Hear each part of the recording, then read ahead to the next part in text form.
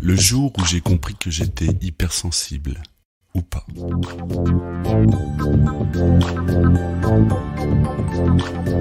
HS, c'est une série d'entretiens avec des gens comme vous et moi qui, un jour, ont pointé du doigt certaines caractéristiques de la douance en eux.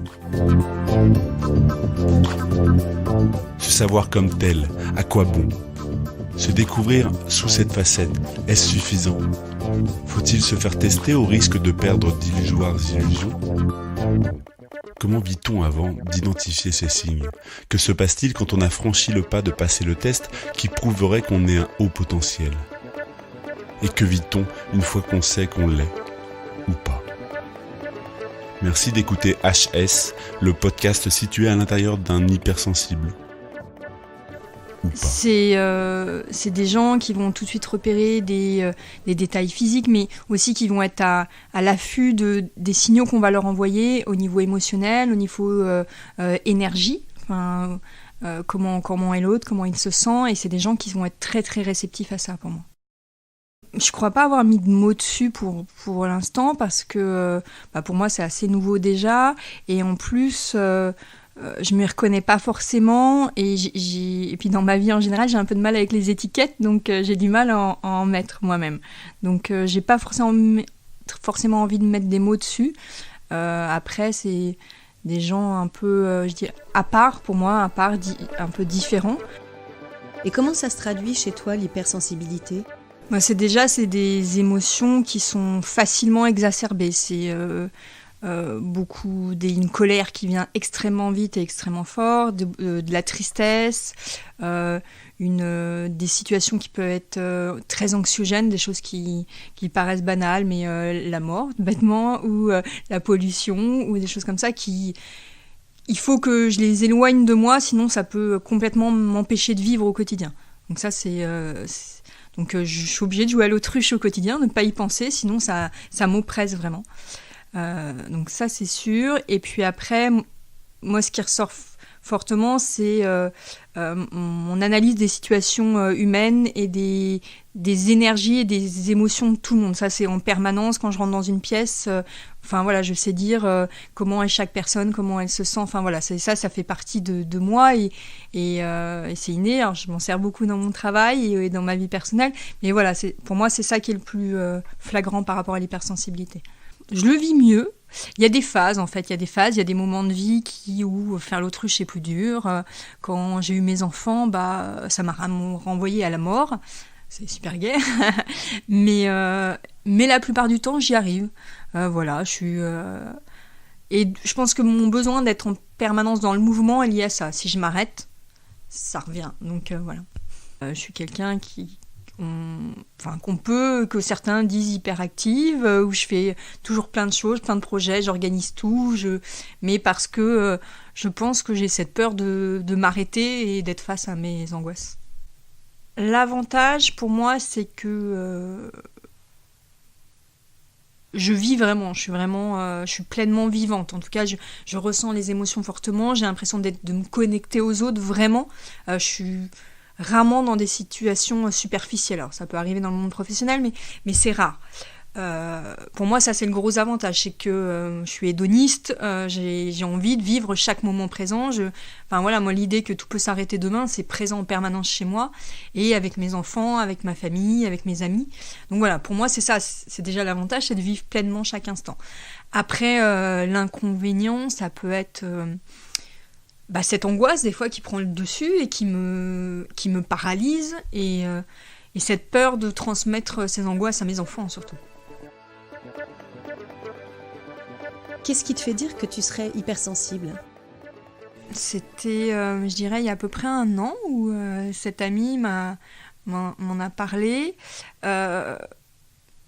Parce que c'est une amie extrêmement proche, on échange beaucoup sur ce qu'on est, sur nos mal-être, sur nos difficultés au quotidien dans la vie, et que elle avait elle-même découvert l'hypersensibilité, et elle trouvait que ça expliquait pas mal de mes angoisses et mes problématiques. Donc voilà, du coup, en effet, je me suis renseignée, j'ai fouillé, mais j'étais à un moment de vie, j'étais enceinte, j'allais accoucher. Enfin voilà, c'était pas la priorité, j'étais pas centrée sur moi-même, et j'étais plutôt bien dans mes baskets, donc j'ai pas ressenti le besoin d'aller fouiller plus de choses. Après, c'est vrai que l'idée de... Alors, moi, je suis pas sûre d'être hypersensible parce qu'il y a des choses qui collent, des choses qui collent moins, dans lesquelles je me reconnais moins. Mais en tout cas, de lire qu'il y a certains de mes comportements qui sont acceptables socialement, ça fait du bien. Alors, de ce que j'ai lu, en tout cas, c'est un hypersensible, souvent, il fuit le conflit, il a besoin d'un environnement calme et régulier. Il a du mal avec les changements. Alors je sais pas si... Moi c'est ce que j'ai lu. Et ça en tout cas moi je me reconnais pas parce qu'au contraire j'ai besoin d'être dans des activités multitâches, de changer tout le temps. Moi ce qui me fait horreur dans la vie c'est la routine. La routine m'angoisse à un point énorme. Voilà, donc c'est plus là-dedans que je me reconnais pas. Si je dois m'occuper de mes enfants tous les matins et tous les soirs pendant une semaine, je me sens oppressée. Bon, c'est aussi parce que c'est dur les enfants, mais c'est pas que ça. C'est aussi l'idée de tout le temps faire la même chose. Alors dans le monde professionnel c'est encore plus fort, hein, je change souvent, j'ai besoin de jobs très très stimulants, où je fais beaucoup de choses différentes. Donc j'ai l'impression que c'est vrai dans tous mes domaines, dans tous les domaines de ma vie. En tout cas, cette peur de la routine. Alors après, est-ce que, par rapport à ce que je disais tout à l'heure, est-ce que je fuis la routine par peur de m'arrêter et de trop penser ? Et que du coup, je sais pas. Voilà. Mais c'est les points. Moi, pareil, alors, j'ai lu aussi que les hypersensibles souvent étaient mal à l'aise avec le conflit, étaient mal à l'aise avec l'opposition aux autres. Moi, c'est pas du tout... Enfin, voilà, ça me dérange pas du tout. Accepter déjà tel que je suis, enfin voilà, s'accepter tel que l'on est, c'est pas toujours facile. Et puis aussi, je suppose qu'une fois qu'on a compris même si chaque hypersensible a un mode de fonctionnement différent, mais en tout cas, je pense qu'il y a un dénominateur commun dans le mode de fonctionnement, c'est aussi trouver des façons de s'adapter et par rapport et de concilier cette hypersensibilité avec le monde, notre société qui n'est pas forcément prête pour ça, et voilà, et de trouver des moyens d'adapter les deux. J'ai pas fait la démarche de faire le test parce que je pense que c'était un moment de vie où j'en ressentais pas forcément le besoin, où j'avais d'autres projets. Enfin voilà, j'étais assez dans le mouvement pour bien le vivre, avoir l'impression d'être alignée avec moi-même et en phase, et pas avoir ce besoin de comprendre plus de choses. Donc voilà, donc je sais pas si je suis hypersensible, j'ai pas ressenti le besoin de faire le test. Je pense à un moment où je me sentirais un peu moins bien dans mes baskets et que j'aurais besoin de mettre des mots et de comprendre un peu plus qui je suis. Voilà. Je pense que c'est des moments de vie. Pour l'instant, je me sens plutôt bien, plutôt alignée. Voilà, je ressens pas ce besoin-là. Je pense que c'est ça. Dans quelle famille as-tu grandi ? Donc moi, j'ai grandi en région parisienne avec... À la fois, je pense que j'ai pas eu une enfance facile. Et à la fois, j'ai eu beaucoup de chance. J'essaye de me dire les choses comme ça parce que j'ai toujours eu un toit au-dessus de ma tête. J'ai toujours eu à manger dans mon assiette. Et j'ai toujours eu des gens qui m'aimaient. Après, j'ai grandi avec des parents, je suis désolée, avec des parents alcooliques qui m'ont fait porter beaucoup de choses, et je pense que j'ai pas vraiment eu d'enfance. Enfin voilà, j'ai pas eu d'insouciance. Cette partie d'insouciance, ils m'ont un peu volée. Alors après, maintenant, en travaillant sur moi, j'ai admis que eux-mêmes étaient malades, et c'est pas qu'ils étaient méchants ou quoi que ce soit, mais ils m'ont un peu volé cette insouciance. Après, l'enfance que j'ai eue, a fait la personne que je suis aujourd'hui, et j'aime plutôt bien la personne que je suis aujourd'hui, donc voilà, ça fait partie de la construction. Je pense que, après, on n'est jamais élevé pareil, donc moi, ils m'ont quand même transmis une grande confiance en moi, parce qu'ils croyaient en moi, ils se reposaient sur moi, mais du coup, ça m'a rendue forte. C'est aussi l'avantage, alors que mon frère n'a pas forcément vécu ça.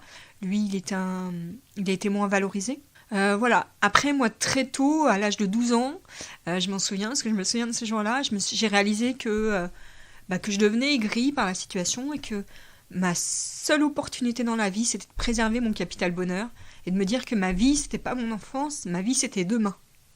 Et que du coup, il fallait que tout devait être orienté pour préserver ce capital bonheur. Et je m'en souviens parce que je sortais de mon cours d'histoire en 6e, donc voilà. Et je pense qu'il y a eu un vrai tournant à ce moment-là qui m'a sauvée, qui a fait que du coup, j'ai bossé un petit peu à l'école pour me dire fallait que je réussisse mes études, si je voulais être heureuse plus tard. Je continuais à gérer le quotidien avec mes parents, dont je m'occupais beaucoup, mais je pensais à moi. Et tout a été orienté pour ça, et au final, je suis plutôt satisfaite parce que j'ai un job que j'aime, j'ai réussi à avoir des amis, parce que, à nouer des relations, parce que j'aurais pu être aussi un peu handicapée de ce côté-là. J'ai un mari, que j'aime. Voilà, j'ai réussi à me construire une vie à peu près équilibrée, même si moi j'estime que je ne suis pas complètement équilibrée. En me disant que j'étais ma priorité, ma vie future était ma priorité. Voilà, ça c'est ma petite victoire. Voilà. Oh, on a toujours dit que j'avais un sale caractère. Hein. J'étais un peu cheftaine. Après, j'ai été élevée par des parents aussi qui mettaient aucune limite. Donc voilà, j'avais pas de barrière, donc je me permettais tout. Je pense que le respect, c'était compliqué pour moi. Un adulte, je lui devais pas le respect automatiquement. Et c'est encore compliqué aujourd'hui pour moi, parce que le respect, pour moi, ça se mérite, alors que ça marche pas toujours comme ça dans la société. Voilà, après, j'étais une petite fille qui aimait rigoler, qui aimait jouer, mais avec un sale caractère qui mordait tout le monde. Et qui se fâchait souvent. Ado, j'ai eu une grosse crise d'ado entre 12 ans et 14 ans où j'ai un petit peu rejeté tout le monde, j'ai volé, j'ai menti, je travaillais pas beaucoup à l'école. Voilà, j'ai eu cette phase-là, mais qui était assez classique, si ce n'est qu'à côté, je gérais un peu toute la maison, parce que voilà, donc c'était un peu particulier, à la fois ce rejet de la famille, mais aussi cette charge qui était permanente pour moi. Et tes études ? Moi, j'étais pas une élève studieuse, j'ai jamais été une élève studieuse, parce que j'ai jamais fait mes devoirs, parce que voilà, j'ai personne qui m'obligeait à les faire, et j'ai toujours été un peu feignante. L'idée d'apprendre par cœur, j'ai toujours refusé d'apprendre par cœur, je trouvais ça inutile. Voilà, déjà un esprit de contradiction. J'ai eu beaucoup de chance, en fait, que ce soit facile pour moi, que ce soit très très facile l'école, que j'ai pas besoin de travailler pour avoir des bonnes notes. Après, tout ce qui devait s'apprendre par cœur, je trichais. Voilà, ça me dérangeait pas. Donc voilà, donc ça a été assez facile. Primaire, collège, au final j'avais des matières où j'avais des très mauvaises notes, mais comme il y avait des matières où j'excellais, on me tolérait un petit peu tout, hein. J'étais plus souvent punie en colle qu'en cours des fois. Voilà, j'étais loin d'être une élève modèle, mais comme en mathématiques j'ai toujours eu des 20 sur 20, il y a des matières où c'était évident, ça roulait.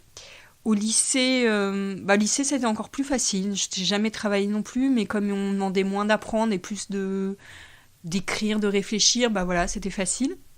J'ai choisi l'université de Dauphine parce que ma mère travaillait dans la gestion et que je savais pas trop ce que je voulais faire. Et puis au final, je pense que ça me correspondait bien parce que c'était une université assez généraliste, on touchait à beaucoup de choses différentes.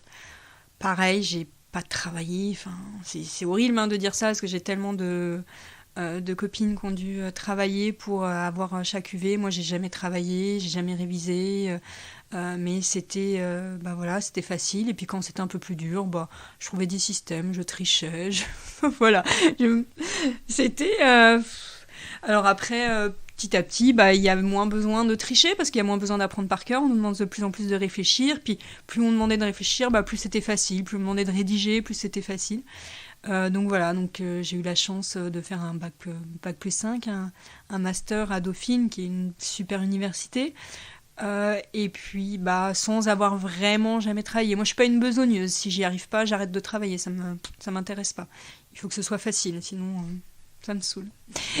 Donc voilà, donc j'ai eu Vraiment, j'ai eu cette chance parce que si j'avais eu des difficultés, je pense que comme il y avait personne pour m'accompagner à la maison, enfin voilà, j'aurais été en échec scolaire, c'est sûr. Mais j'ai jamais eu besoin de faire beaucoup d'efforts pour que ça marche.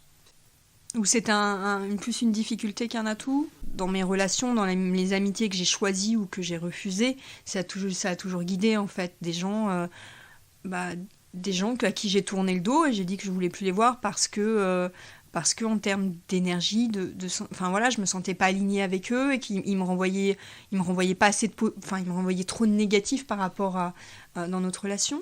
Et puis des gens que j'ai vraiment choisis parce que au contraire, on se nourrissait, enfin voilà, on s'apportait mutuellement et voilà, pour moi ça a toujours guidé toutes mes amitiés et l'amitié pour moi c'est quelque chose de fondamental dans ma vie. Enfin oui, j'ai mon mari que j'aime beaucoup, mais je suis consciente qu'un mariage, ça peut s'arrêter demain et que les amis, c'est vraiment ma colonne vertébrale. Le jour où j'ai compris que j'étais hypersensible, ou pas. Alors, j'ai 40 ans, je suis mariée, j'ai 2 enfants de 5 ans et 10 mois. Je suis directrice de réseaux commerciaux, quand je suis en train de changer, mais dans les vêtements, donc je vends des vêtements. À la fois, c'est un job c'est très stimulant parce qu'on fait plein de choses différentes, on est en contact, on gère de l'humain en permanence, donc ça c'est très stimulant. Et à la fois, des fois, on perd un peu le sens, enfin, on se rend compte qu'il n'y a pas beaucoup de sens dans ce métier parce qu'au final, on ne fait que vendre des vêtements. Donc voilà, c'est essayer de vivre avec cette dualité de stimulation au quotidien, mais un peu un manque de sens fondamental dans ce métier. Il ne faut pas se cacher que je gagne très très bien ma vie et que je pourrais avoir un métier qui a plus de sens, mais je ne suis pas sûre d'aussi bien gagner ma vie. Donc ça, c'est un choix aussi de famille. Après, du coup, j'essaye de trouver du sens dans autre chose à côté. Donc je suis en train d'essayer de travailler dessus, dans ma vie, dans mes hobbies, dans ma vie perso, de trouver un peu plus de sens. Par exemple, notre rencontre aujourd'hui et de travailler avec des associations, avec des gens intéressants, de travailler pour moi quelque chose qui est important, un combat qui est important, c'est le féminisme et le droit des femmes. Donc voilà, je suis en contact avec des gens aussi pour essayer de collaborer sur ces sujets-là. Même si avoir un job aussi prenant et maman de 2 enfants en bas âge, on n'a pas énormément de temps libre. Mais en tout cas, voilà, j'essaie de trouver du sens à côté. Et puis, peut-être qu'un jour, je me dirais, oui, je peux plus faire ce métier-là parce que je vois pas le sens. Pour l'instant, c'est pas ça. La stimulation au quotidien me suffit. Et puis, le confort matériel que ça apporte à toute ma famille. Qu'est-ce que tu fais de l'hypersensibilité au quotidien ? Pour moi, ça va être l'analyse des situations humaines.